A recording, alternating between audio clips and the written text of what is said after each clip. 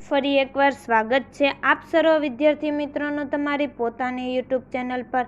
આજે આપણે ધોરણ 10ના સંસ્કૃત વિષયના પાઠ નંબર 1ના સ્વાધ્યાયનું સંપૂર્ણ સોલ્યુશન જોશું। આપણી આ ચેનલ પર ધોરણ 10ના સંસ્કૃત વિષયના બધા જ પાઠની સ્વાધ્યાયના સોલ્યુશનના વિડીયો મૂકી દીધેલ છે, જેની લિંક ડિસ્ક્રિપ્શન બોક્સમાં આપેલ છે। જોઈએ આપણે સ્વાધ્યાયનું સોલ્યુશન। પ્રશ્ન 1, અધોદત્તેભ્ય વિકલ્પેભ્ય સમુચિતમ ઉત્તરમ ચિનુત। તો નીચેના પ્રશ્નો માટે આપેલા વિકલ્પોમાંથી યોગ્ય ઉત્તર પસંદ કરો। નંબર 1, પૂર્વે કે સ્વમ જનાનાઃ ભાગમ ઉપાસતે। તો જવાબ આવશે સી, દેવાઃ। ત્યાર પછી નંબર 2, કવિઃ કિમ યાચતે। તો તેનો જવાબ આવશે એ, ભદ્રમ। નંબર 3, જાયા કીદૃશી વાંચમ વદતુ। તો જવાબ આવશે બી, શાંતિવામ। ત્યાર પછી નંબર 4, સર્વે કીદૃશાઃ ભવન્તુ। તો જવાબ આવશે સી, સુખિનઃ। નંબર 5, પર્જન્યઃ કદા વર્ષતુ। તો જવાબ આવશે ડી, કાલે। નંબર 6, હે દેવ ખાલી જગ્યા દુરિતાની પરાસુ। તો જવાબ આવશે સી, સવિત્રઃ। ત્યાર પછી નંબર 7, પુત્રઃ ખાલી જગ્યા અનુવ્રતઃ ભવતુ। તો જવાબ આવશે સી, પિતૃઃ। ત્યાર પછી નંબર 8, ખાલી જગ્યા નિરામયાઃ ભવન્તુ। તો જવાબ આવશે સી, સર્વે। ત્યાર પછી નંબર 9, સર્વે ખાલી જગ્યા પશ્યન્તુ। તો જવાબ આવશે ડી, ભદ્રાણી। નંબર 10, પૃથ્વી ખાલી જગ્યા ભવતુ। તો જવાબ આવશે બી, શયસ્યશાલિની। ત્યાર પછી પ્રશ્ન નંબર 2, એક વાક્યેન સંસ્કૃત ભાષાયામ ઉત્તરત। એક વાક્યમાં સંસ્કૃત ભાષામાં ઉત્તર લખો। નંબર 1, પૂર્વે દેવાઃ કથમ ભાગમ ઉપાસતે।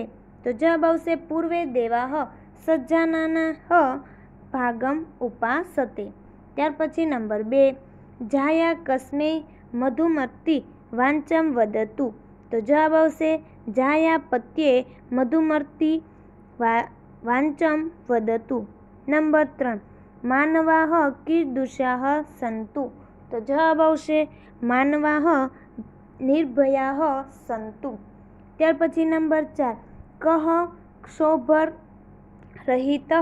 ભવન્તુ। તો જવાબ આવશે અયમ દેશઃ ક્ષોભરહિતઃ ભવન્તુ।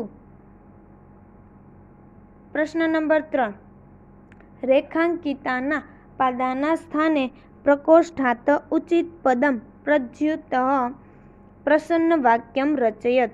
તો રેખાંકિત પદોને સ્થાને કૌંસમાંથી યોગ્ય પદ વાપરીને પ્રશ્ન વાક્ય બનાવો। જોઈએ નંબર 1, જાયા મધુમતી વાંચમ વદતુ। તો જવાબ આવશે કા મધુમતી વાંચમ વદતુ। ત્યાર પછી નંબર 2, પુત્ર માત્રા સમનાઃ ભવન્તુ। તો જવાબ આવશે કઃ માત્રા સમનાઃ ભવન્તુ। ત્યાર પછી નંબર 3, કાલે વર્ષતુ પ્રજ્યયन्तઃ। તો જવાબ આવશે કદા વર્ષતુ પ્રજ્યન્યઃ। પ્રશ્ન 4, આજ્ઞાર્થસ્ય અન્ય પુરુષ બહુવચન રૂપાણી ચિનુત। તો આજ્ઞાના અન્ય પુરુષ બહુવચનના રૂપો શોધીને લખો। અહીં આપણે આપેલા છે ભવન્તુ, સંતુ, ભવેત, પશ્યન્તુ, વર્ષતુ, ભવન્તુ। તો જવાબ આવશે સંતુ, પશ્યન્તુ અને ભવન્તુ। ત્યાર પછી પ્રશ્ન નંબર 5, અધોદત્તાના પ્રશ્નાનામ ઉત્તરાણી ગુર્જર ભાષાયા લિખત। નીચે આપેલા પ્રશ્નોના ઉત્તર ગુજરાતી ભાષામાં લખો। નંબર 1, ઋષિ સૂર્ય પાસે શાની યાચના કરે છે? તો જવાબ આવશે ઋષિ સૂર્ય પાસે યાચના કરે છે કે હવે હે દેવ સર્વ દુષ્કર્મો દુર્ગુણો દૂર કરો અને અમારે માટે જે કલ્યાણકારી હોય તે અમને પ્રાપ્ત કરાવો। ત્યાર પછી નંબર 2, પતિ પ્રત્યે પત્નીએ કેવી વાણી ઉચ્ચારવી જોઈએ? તો જવાબ આવશે પતિ પ્રત્યે પત્નીએ મધુર તેમજ શાંતિદાયક વાણી ઉચ્ચારવી જોઈએ। ત્યાર પછી નંબર 3, ઋષિ બધા માટે શી આશા વ્યક્ત કરે છે? તો જવાબ આવશે ઋષિ બધા માટે આશા વ્યક્ત કરે છે કે સૌ સુખી અને રોગરહિત થાઓ, સૌ મંગલકારી વસ્તુઓ નિહાળો અને કોઈ પણ વ્યક્તિ દુઃખી ન થાઓ. ત્યાર પછી નંબર 4, સંગઠિત રહેવા માટે કવિ શું કરવાનું સમજાવે છે? તો જવાબ આવશે સંગઠિત રહેવા માટે કવિ કહે છે કે પૂર્વે જેમ સારી રીતે જાણતા સમાન મતિવાળા દેવોએ યજ્ઞમાંથી મેળવેલો પોતપોતાનો ભાગ પ્રેમથી વહેંચી લીધો હતો, તેમ તમે બધાય સાથે ચાલો અર્થાત સંગઠિત બનો, સાથે બોલો, એક સમાન વિચારોવાળા બનીને જીવન વિતાવો. ત્યાર પછી જોઈએ પ્રશ્ન નંબર 6, મા કસ્યદ દુઃખ ભાગ ભવેત. તો સુક્તિના ભાવને તમારા શબ્દોમાં વર્ણવો. જોઈએ જવાબ, મા કસ્યદ દુઃખ ભાગ ભવેત, કોઈ પણ વ્યક્તિ દુઃખી ન થાઓ. આ પ્રાર્થનામાં કવિ સમગ્ર જનસમૂહનું હિત અને કલ્યાણ થાય એવી કામના વ્યક્ત કરે છે. આ દેશનો કોઈ પણ નાગરિક અભાવગ્રસ્ત જીવન ન જીવે, સૌને જીવન જરૂરિયાતની બધી વસ્તુઓ બરાબર પ્રાપ્ત થાય અને સૌ સુખમય જીવન જીવે, સૌ નિરોગી રહે, સર્વે મનુષ્યો પરસ્પર સ્નેહ ભાવથી જીવન વિતાવે અને એકબીજાના સુખની કામના કરે. ત્યાર પછી પ્રશ્ન નંબર 7, શ્લોક પૂર્તિ કુરત. તો શ્લોકો પૂર્ણ કરો. નંબર 1, સમ ગચ્છમ થી ઉપાસતે. તો જોઈએ આપણે તે શ્લોક.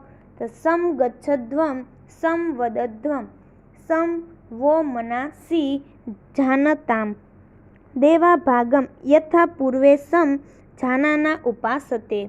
ત્યાર પછી નંબર 2, સર્વે ભવંતુ થી ભવેત. તો જોઈએ જવાબ, સર્વે ભવંતુ સુખિનઃ સર્વે સંતુ નિરામયાઃ સર્વે ભદ્રાણિ પશ્યંતુ મા કચિદ દુઃખ ભાગ ભવેત. તો આ વિડીયોની લિંક તમે તમારા મિત્રો અને દોસ્તોને જરૂરથી શેર કરજો. ફરી મળીશું આપણે પાઠ નંબર 2ના સંપૂર્ણ સોલ્યુશન સાથે.